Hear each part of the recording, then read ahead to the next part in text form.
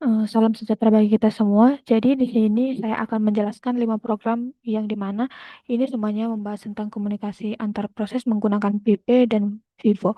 Jadi saya akan jelaskan perbagian kodenya supaya lebih mudah dipahami, mulai dari baris include-nya sampai ke logika utamanya. Jadi langsung saja kita lihat program yang pertama, yaitu program yang pertama itu Nano PP Basic.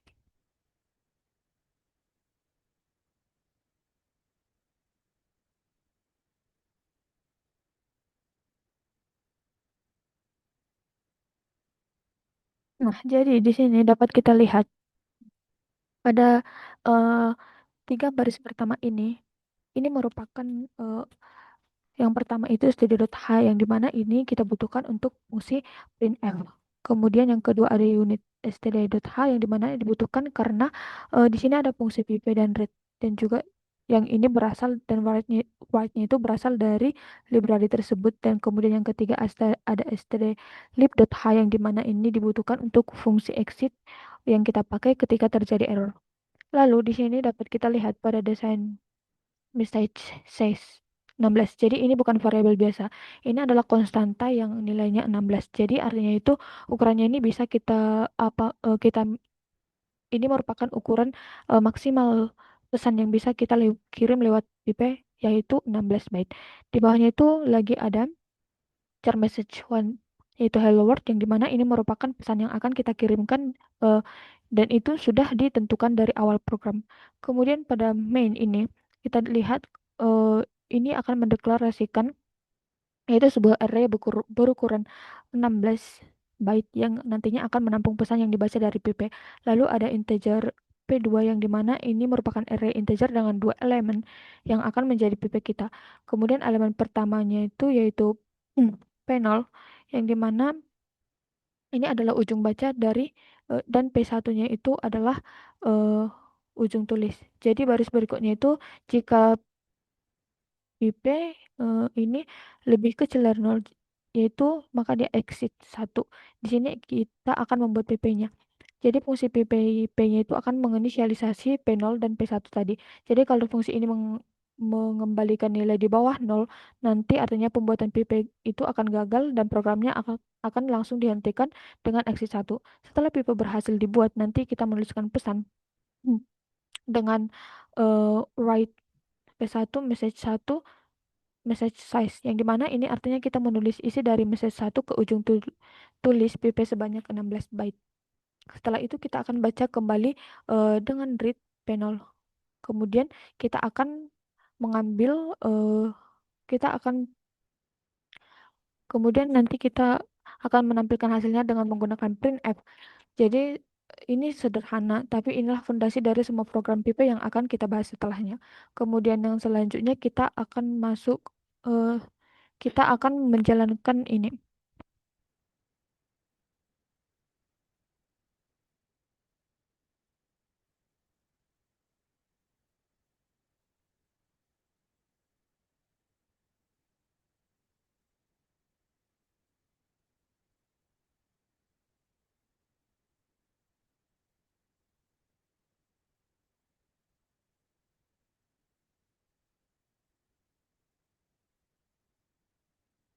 Jadi dapat kita lihat di sini outputnya adalah sebagai berikut, yaitu hello world.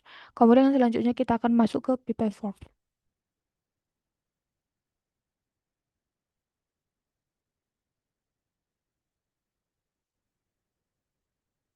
Jadi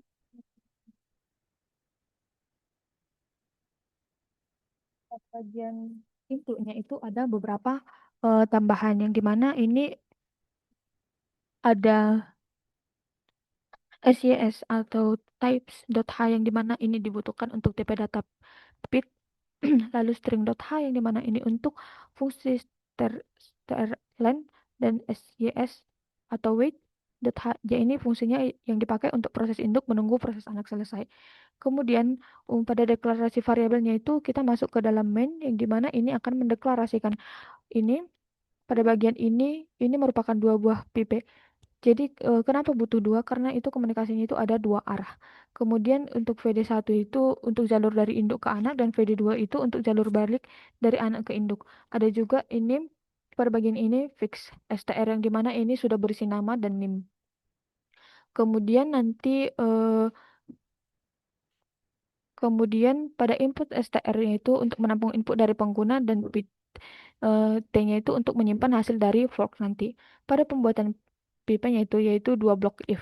Yang dimana ini untuk membuat kedua pipe yang pertama ini itu untuk mencoba membuat pipe pertama. Kalau gagal tampilan ya itu adalah error dan keluar. Hal yang sama dilakukan untuk FD2-nya itu em, setelah itu dia akan scanf yang dimana ini adalah meminta pengguna mengetikkan sesuatu dan menyimpannya ke input STR-nya. Kemudian pada baris ini dia adalah bagian yang paling penting. Jadi fungsi forknya itu akan menduplikasi proses yang sedang berjalan menjadi dua, proses induk dan proses anak, yaitu proses induk dan proses anak. Nilai yang dikembalikannya itu berbeda untuk masing-masing pihak. Kalau misalnya nilai lebih dari nol, maka dia adalah kalau nilai P lebih dari nol, maka dia adalah proses induk. Namun jika P-nya itu sama dengan nol, adalah proses anak. Namun jika nilainya negatif, yaitu prosesnya itu gagal. Kemudian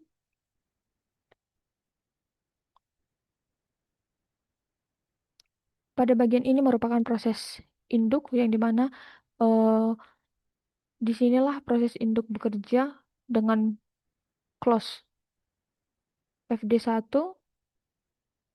ini kita tutup ujung baca dari FD1 karena proses induk tidak perlu membaca dari sana.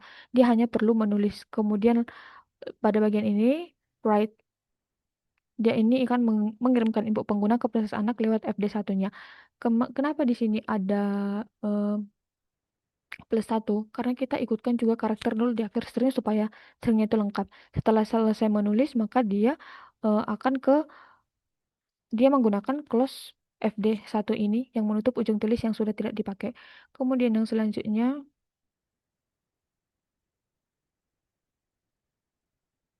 wait null.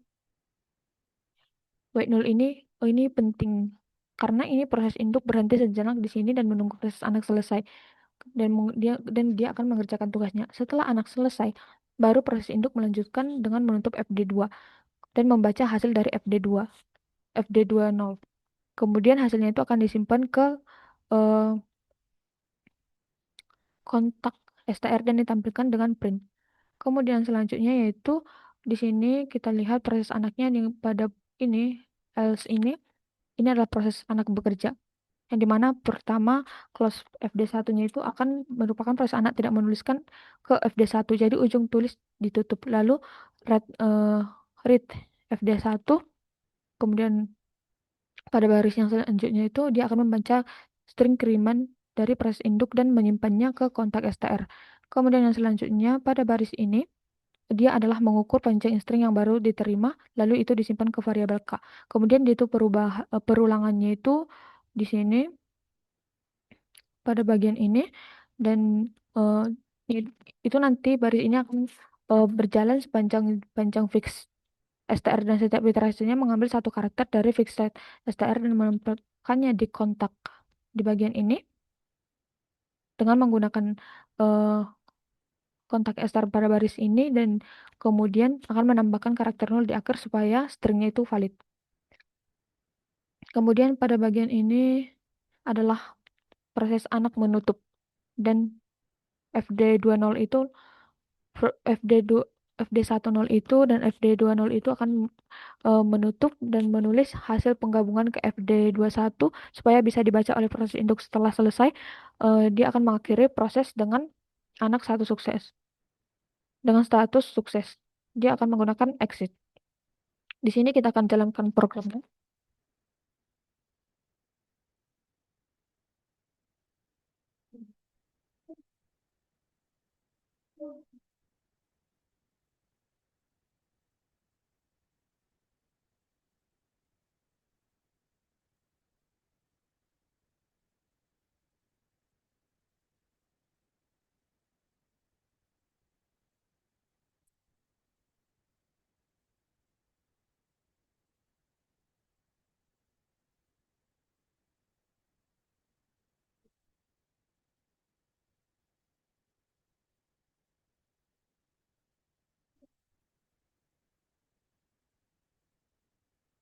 Di sini dapat kita lihat setelah kita masukkan inputnya A, maka dia di sini adalah hasilnya ketika kita masukkan namanya Cahaya, jadi dia hasilnya adalah sebagai berikut. Baiklah kita lanjut ke eh, file yang selanjutnya yaitu pipe RW dan pipe WR.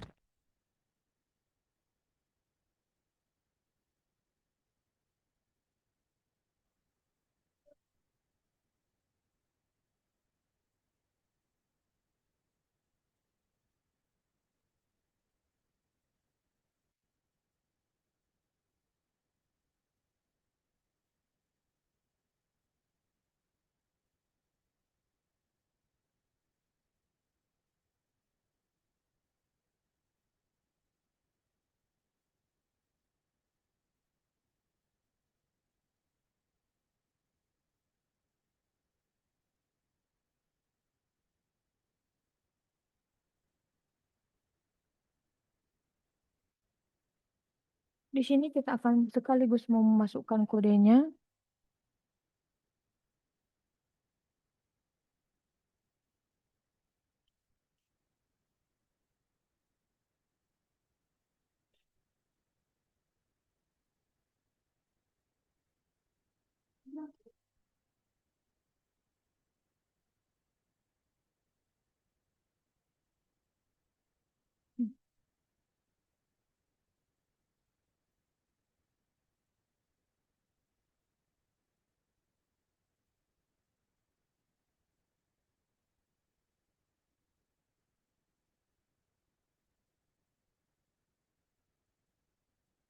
Jadi di sini kita akan memanggil duluan dari pipe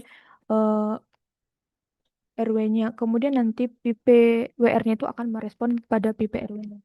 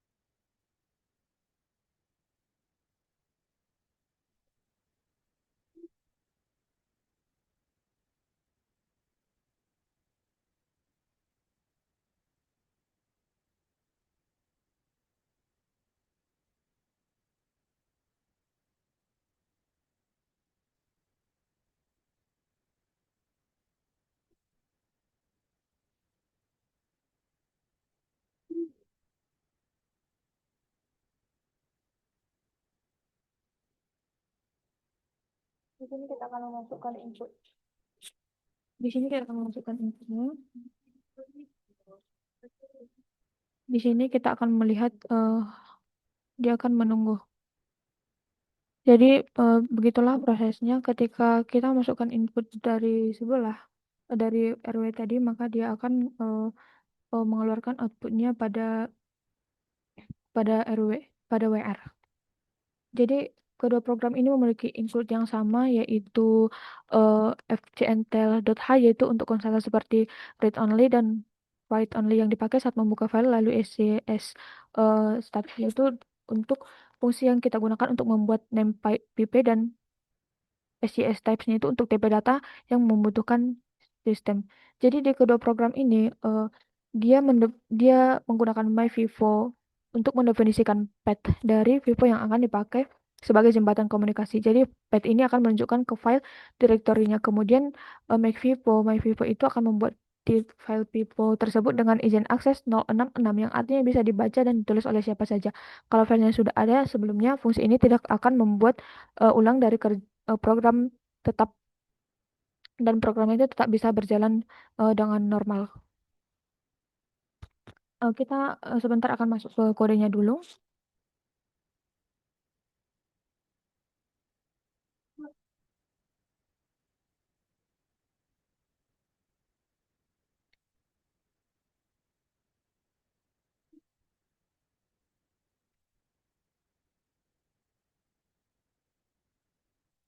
Jadi cara kerja pipe RW itu dia akan adalah kebalikan dari WR. Jadi dia membaca duluan kemudian baru menulis.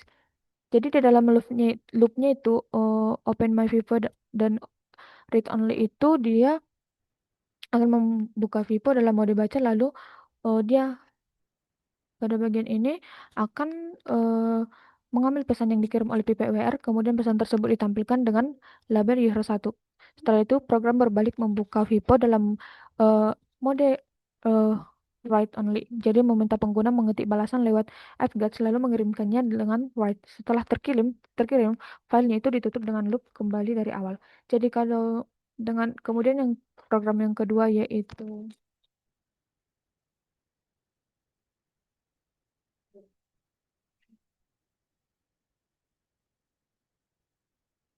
kemudian pada PPWR di sini eh, dia adalah sisi yang menulis terlebih dahulu di dalam loop while itu.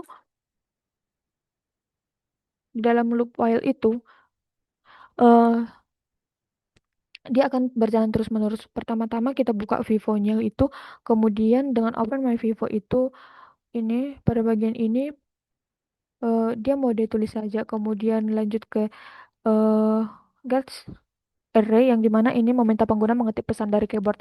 Setelah pesan diketik nanti word-nya itu akan eh, mengirimkannya ke Vivo lalu close FD yang dimana ini menutup koneksi tulis. Setelah mengirim program itu berbalik membuka Vivo dengan read only yang mana untuk membaca balasan dan eh, mengambil balasan yang masuk lalu ditampilkan dengan printf bertuliskan user 2. Ya, kemudian nanti dia ditutup lagi dan loop kembali ke awal. Seperti yang sudah kita lihat tadi ketika kita sudah memasukkan dari awal ketika kita memasukkan inputnya maka dia akan eh, mengeluarkan outputnya itu dari yang kedua dari RW tadi. Kemudian yang selanjutnya adalah kita akan masuk ke master C dan worker C.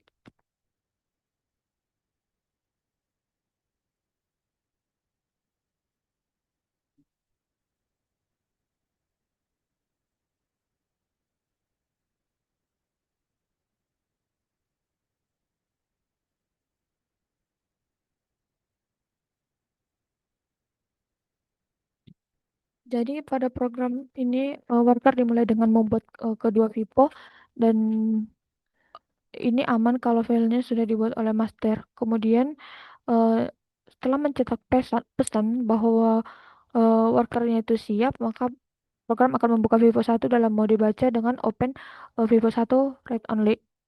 Kemudian pembacaan dilakukan dua tahap. Pertama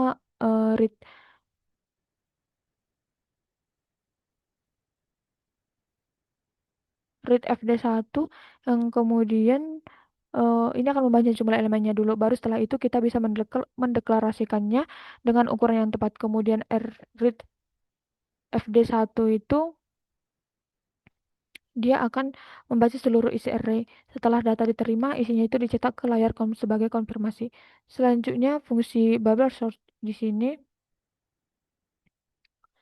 dia dipanggil untuk mengurutkan array tersebut. Fungsi bubble sort ini bekerja dengan cara membandingkan dua elemen yang berdampingan secara berulang. Kalau elemennya itu dikira lebih besar dari elemen kanannya, keduanya ditukar. Proses ini diulang sampai tidak ada lagi pertukaran yang perlu dilakukan sehingga array menjadi terurut dari kecil ke besar. Setelah array terurut, nanti workernya itu akan membuka Vivo 2 dalam mode tulis dan mengirimkan hasilnya kembali ke master yaitu write fd1 rr and size of.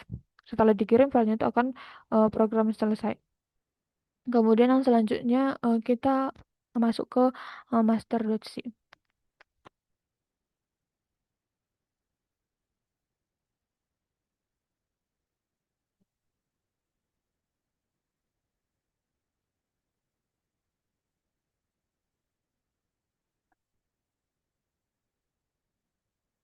Jadi para program ini nanti eh, programasi yang dimulai dengan meminta pengguna mau masukkan sejumlah elemen array yang dimana ini menggunakan lewat scanf.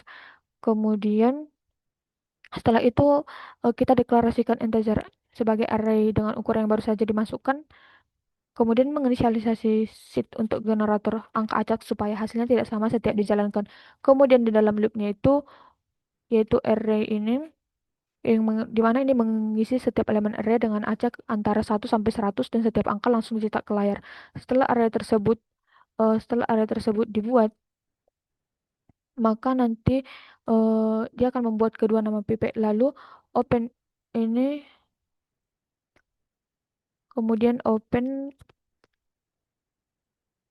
dia akan membuka jalur tulis ke worker dan kita kirim dua data secara berurutan.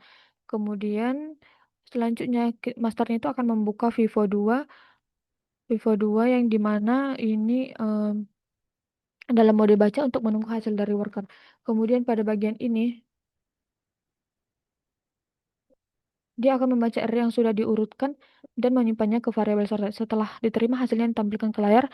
Kemudian terakhir yaitu unlink Vivo 1 dan Vivo 2 ya, ini untuk menghapus kedua file Vivo dari sistem karena sudah tidak diperlukan lagi. Sekarang kita akan menjalankan kode tersebut.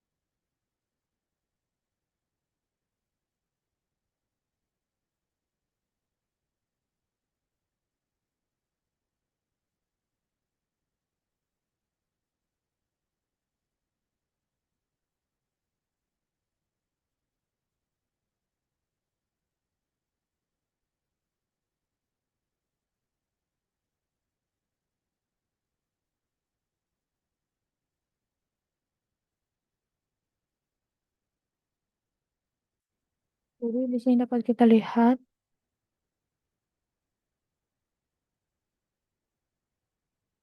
Jadi nanti di sini pada masa itu array sebelum diurutkan. Jadi dia array-nya itu telah dikirim ke worker. Kemudian dia akan menunggu hasil pengurutan dan di sini adalah array setelah diurutkan. Jadi ketika kita menjalankan pada